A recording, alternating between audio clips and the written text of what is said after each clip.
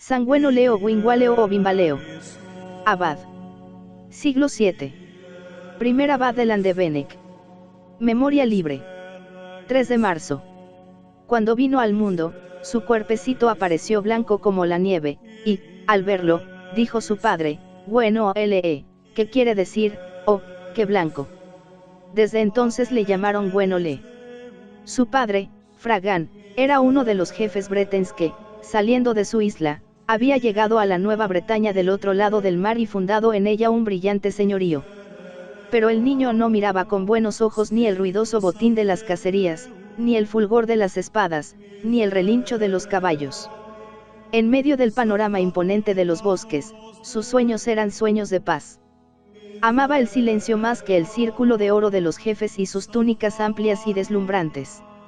Un día se declaró a su padre y le dijo que quería ir a donde estaba el santo cenobita Budok, que vivía a corta distancia con sus discípulos, en el peñón desnudo de Lavré.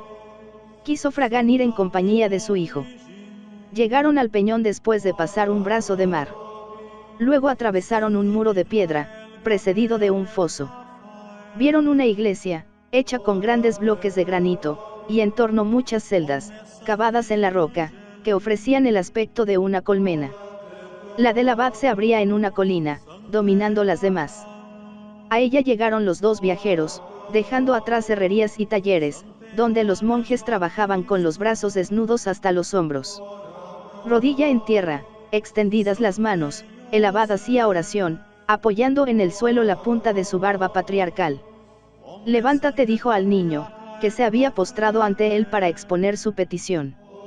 Yo te enseñaré las 7 artes, las ciencias sagradas y las letras de los antiguos, pero no has de envanecerte, porque todo es dádiva de Dios.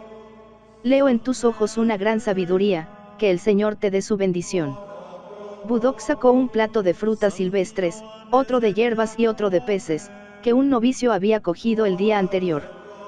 Después de la comida, Fragan abrazó a su hijo y emprendió la vuelta hacia su castillo. Entretanto, Gwynole se hacía un modelo de estudiantes. Sus compañeros le querían mucho, porque era muy caritativo, y en su caridad hacía cosas verdaderamente prodigiosas. Un día, Budok tuvo que ausentarse, y los niños, aprovechando aquella inesperada libertad, salieron al campo y empezaron a correr como locos. Uno de ellos se cayó de un risco y se rompió una pierna, causando miedo y tristeza a los demás. Al oír los gritos, corrió Gwynole, puso las manos sobre el herido, y le dejó curado. Otro día los jóvenes de la región se divertían en las carreras de caballos.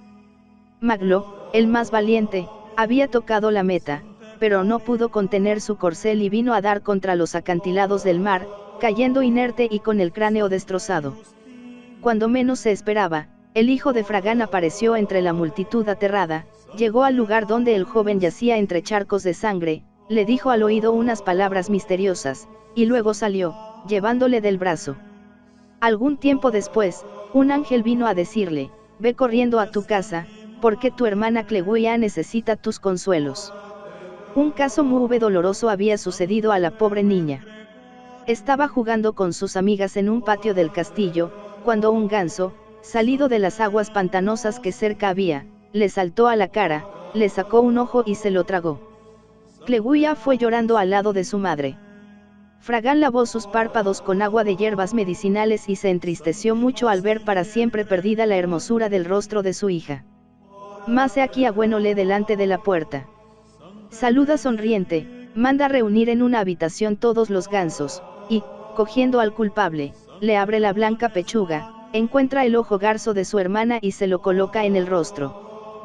Después le da un beso en la frente y se vuelve a su isla de Lavré. Muchos años había vivido ya en ella, cuando una noche se le apareció San Patricio y le mandó que fuese a predicar a los paganos. Que se haga la voluntad divina, dijo Budok cuando lo supo. Y le dio 12 monjes para que fuesen en su compañía. Bautizando y predicando, los misioneros se dirigieron hacia el sur de la Armórica, bebiendo el agua de las fuentes claras y durmiendo bajo el brillo de las estrellas azules. Una mañana, Gwynole se detuvo enfrente de una islita que parecía una esmeralda flotando sobre el zafiro del mar. El paisaje lo atraía. Mandó echar por tierra el tronco del árbol más corpulento, hizo una barca, y, entrando en ella con sus campeneros, toma la dirección de la isla. Lo que le había parecido un paraíso, era una tierra rocosa, expuesta a los vientos y cubierta de landes y urces miserables. 3 años lucharon los misioneros contra la infecundidad del suelo, alimentándose de los huevos que ponían en la playa las aves marinas y de las conchas que las mareas dejaban en la orilla. Marchemos de aquí, dijo el abad a sus monjes, y cuando estaban ya lejos, no pudo menos de exclamar, viendo aquel trozo de tierra verde iluminado por el sol: así sois vosotros, falaces espejismos de la vida. Aprended, hermanos míos, las vanas apariencias de la tierra nos deslumbran, al grito del placer cede nuestra flaqueza, sin escuchar las voces interiores, y después los pesares nos atormentan. Como las abejas diligentes se esparcen para buscar el botín dorado con que han de fabricar su casa, así los monjes se derraman por la selva, abatiendo los pinos con que habían de construir su monasterio. Unos arrancan las zarzas y los arbustos, otros levantan la muralla que los ha de defensar bueno leo leoder contra las bestias salvajes, otros echan los cimientos de la iglesia. En poco tiempo la obra estaba terminada. Sabio con la experiencia, el fundador puso su casa al abrigo de los vientos, por eso le dio el nombre de Landibenec, que significa, bien abrigada. Por un lado, la mancha de oro de la playa, por otro, un alto monte cubierto de pinos, y por los demás, la selva espesa, que el abad mostraba a sus discípulos, diciendo: el mal se multiplica en torno nuestro, pero no os asustéis ni de las malezas del terreno ni de las malas hierbas de las almas. Cultivad sin descanso las almas y la tierra. Y lo mismo que las zarzas, los discípulos desarraigaban la mentira y el error. El mismo rey de la tierra se acercó un día al siervo de Dios y le dijo: yo soy Cradlón, rey de Kemper. Tengo arcas llenas de oro y un gran ejército. Pídeme lo que quieras y te lo daré. Oh rey. Respondió el abad sonriendo: si las riquezas de la tierra tuviesen algún valor para mí, hubiera yo abandonado los dominios de mi padre. Duermo sobre un lecho de ceniza, una cabaña mal construida es mi morada, con poca cosa estoy contento, y te aseguro que soy más rico que tú. Aquel lenguaje dejó admirado al rey, que desde entonces obedeció como un cordero las palabras del abad de Landibenec. Por su parte, el abad iba con frecuencia a visitar a su amigo en la ciudad de Is. Is, la ciudad real, era una pequeña metrópoli bretona que desafiaba las iras del océano con sus muros de granito y la construcción maciza de sus altas torres. Dentro de la triple muralla vivía un pueblo vicioso y desenfrenado. Daud, la hija del rey, mujer de maravillosa belleza y de malicia satánica, daba el ejemplo de la orgía y el escándalo, sin que Cradión se atreviese a decirle nada, por el cariño que le tenía. El abad quedó aterrado de la belleza fascinadora de aquella criatura, y trató de convertir a sus adoradores, pero los hechizos de la princesa tenían más fuerza que la palabra del monje. Una noche, estando en oración, oyó una voz que le decía: aléjate de aquí, ya ha llegado la hora del castigo. Inmediatamente comunicó al rey el aviso del cielo. Ensillaron los caballos y huyeron a favor de la oscuridad. Daud quiso salvarse a la grupa del caballo de su padre. Apenas había atravesado la triple muralla, cuando la oscuridad se vio repentinamente iluminada, y un trueno espantoso resonó tras ellos. Cradión, abrazado al cuello del noble bruto, que se encabritaba de espanto, volvió los ojos, y a la luz de un relámpago vio la mar espumosa y mugiente que se lanzaba al asalto de su capital. Poco después, las olas llegaron a los pies del caballo, y luego a la cintura, y estaban ya a punto de perecer los 3 fugitivos, cuando el rey oyó esta orden del abad: arrojad ese demonio al agua. Cradión se arrancó de los brazos de su hija, y en el mismo instante se detuvo el mar. Aquellas aguas iban en busca de Daud, la fornicaria. El abad volvió a entrar en su monasterio, donde el cielo premiaba de una manera prodigiosa los trabajos de sus discípulos.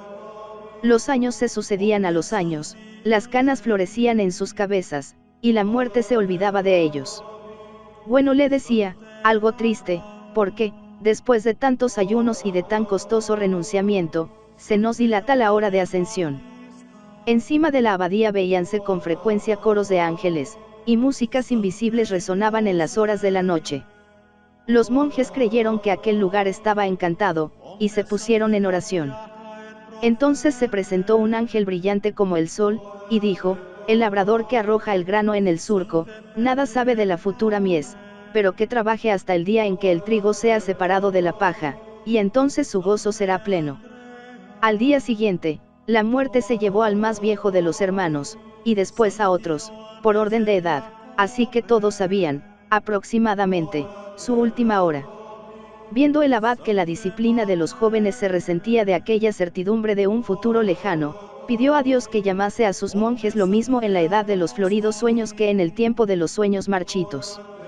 Desde entonces, la parca bienhechora volvió, como antaño, a recoger su mies en todas las estaciones de la vida. Pero no se atrevía a deshojar la sonrisa indulgente del abad, hasta que él la llamó, deseoso de juntarse a su antiguo amigo, el monarca de Is, la maldita. Como la vid se abraza al olmo, así la leyenda se injerta en su historia, iluminándola, embelleciéndola. Es lo propio de todos estos santos celtas.